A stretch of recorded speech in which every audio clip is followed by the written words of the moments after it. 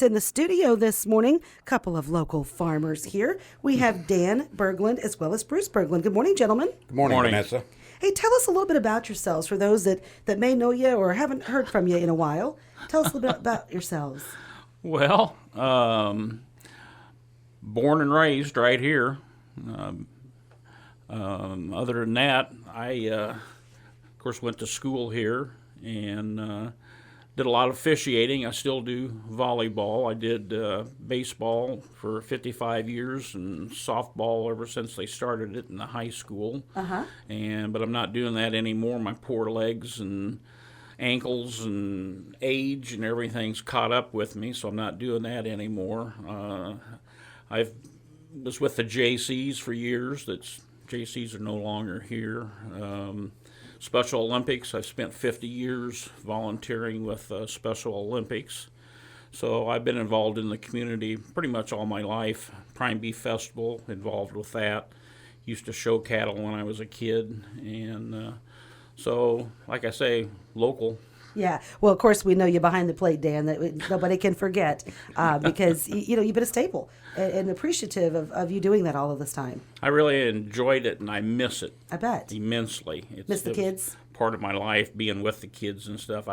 There was even a time, I remember one time when I had some lady, I'll call her, on my back yelling and screaming and stuff, and her son came over to me and apologized to me for his mother. Now that's bad when your parents are raising that much cane and stuff.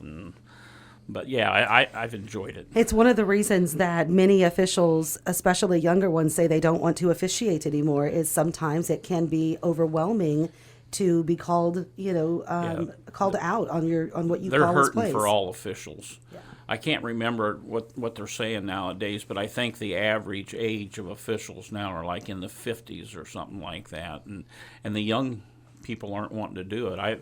I've basically kind of trained people to do it. Mark Richardson's boy, he used to umpire for me in the summer and stuff, but they move away or they have other interests and don't want to do it, or they don't want to listen to all the guff that they get. So unfortunately, I don't know what they're going to do when they can't find anybody at all.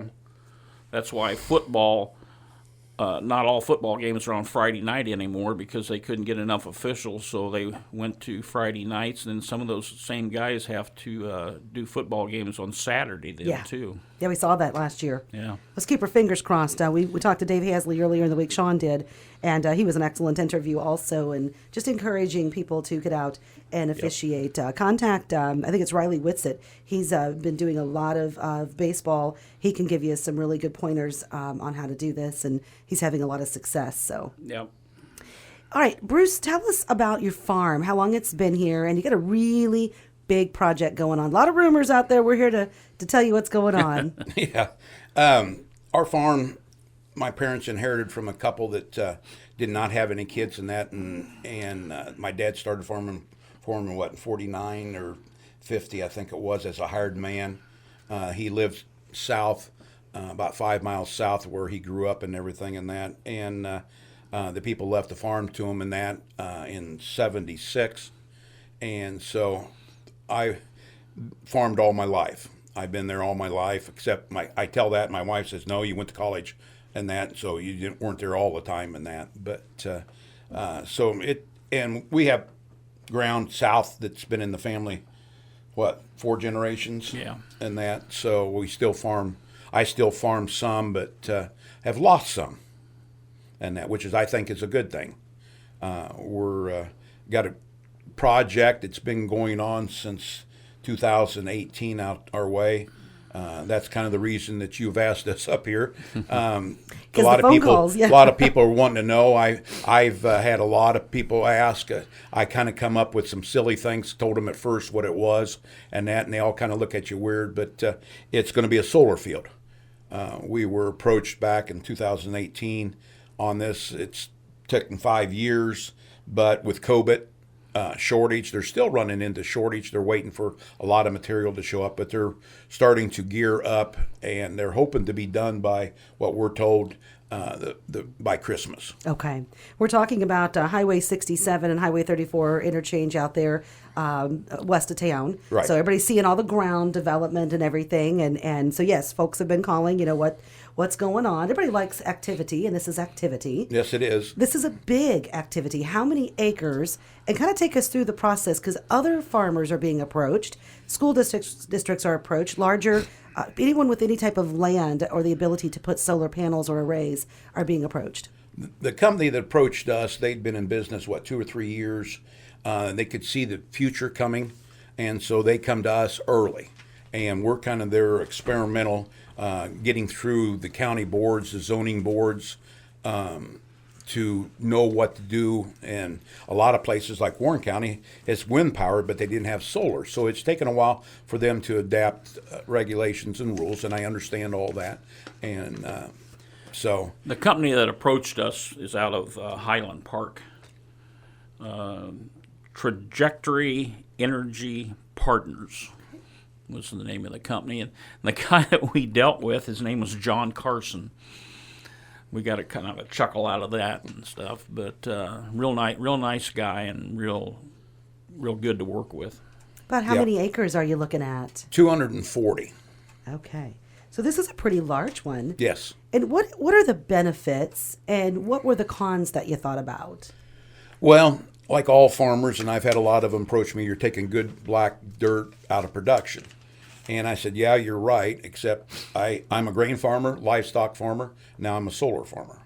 I look at, I'm producing something for, we all like our electricity. And it just doesn't happen if you click your fingers or whatever and that.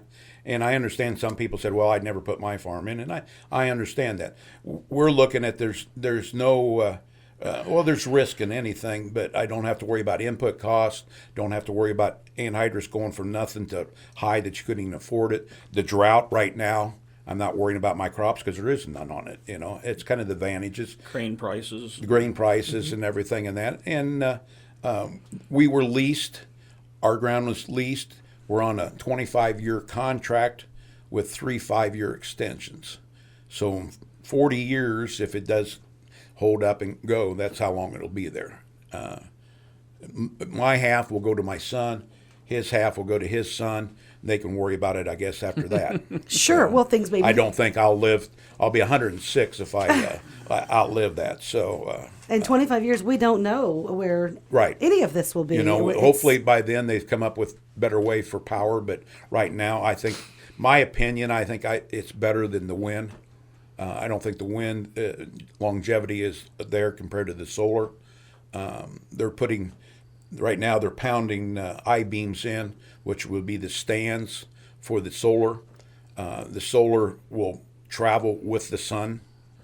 They tell us it will get 30% more power when it travels with the sun and that. And I forgot to ask, they have new panels out that goes underneath the panels.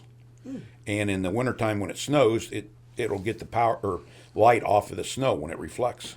Oh, okay. And I'm not sure if that's what they're putting in here or not. I've not asked, but we both kind of watch it every day, all the process going on and everything and that. Now, will they put a substation in there? Yes, they're going to put a substation in.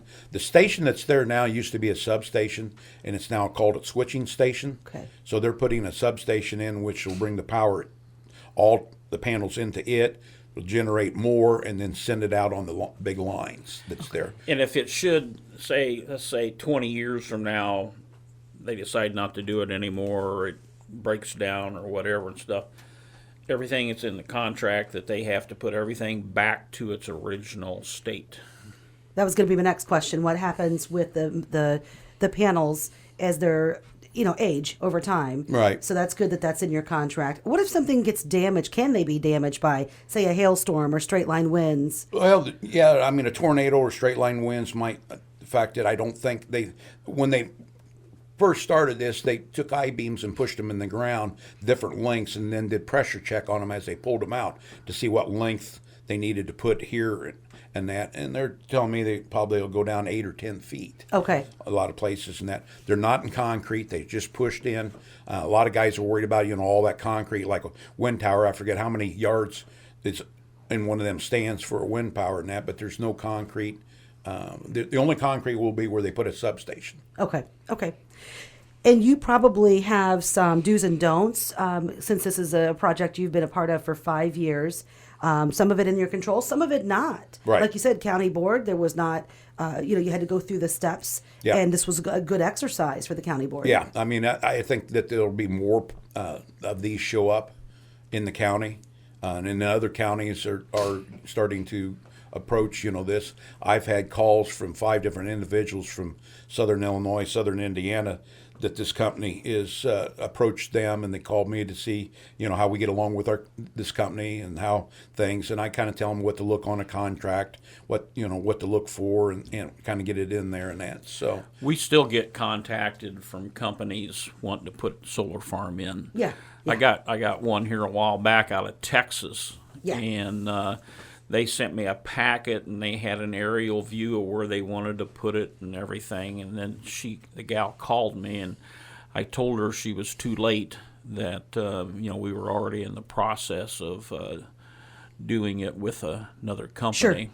We get about 4 a month right now here at the radio station, and it's just because we're tagged with agriculture. They think I'm a farmer on the side. I'm not a farmer on the side.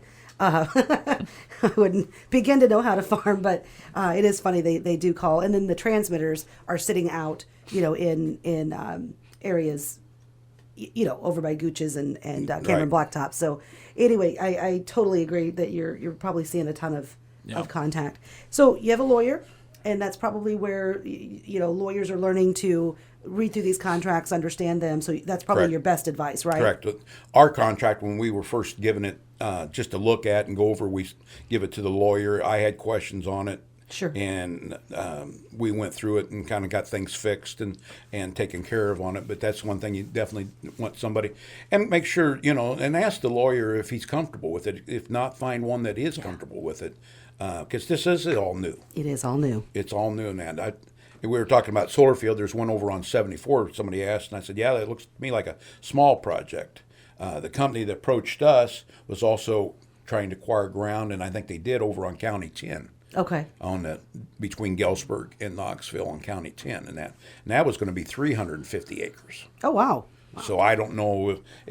Last time I was by, nothing had started yet on it, so I don't know. But The company that's doing the work out here, they have done solar farms of 3, 4, 5,000 acres. Yeah. So they're well trained in what they're doing. Yeah, there's spots that you can definitely get this done, and you think about the southwestern part of our country or western Texas and places like that. There's probably thousands of just unused area, if you will.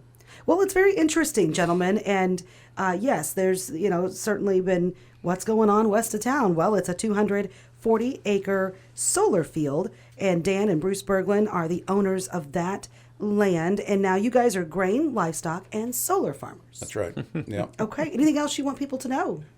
People's asked me about the electricity. Where's it going? Sure. And I said what we were told back. They had put bids out to Springfield. They eventually will have to shut down their coal operation that powers the town, and they rejected it, but they didn't know what they were doing yet. But they're basically it's credits.